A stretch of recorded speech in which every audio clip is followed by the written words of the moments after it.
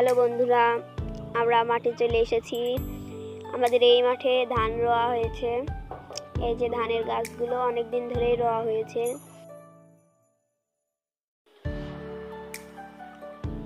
এই 3 কাঠা জমিতে ধান রোয়া হয়েছে।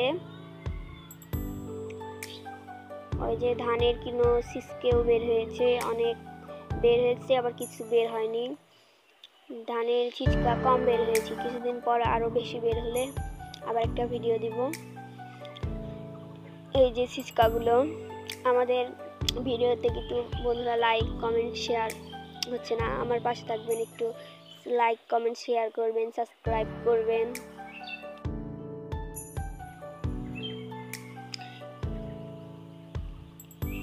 এই জমির পাশের জমিতে আবার এই যে ধান রোয়া হয়েছে কয়েকদিন ধরে।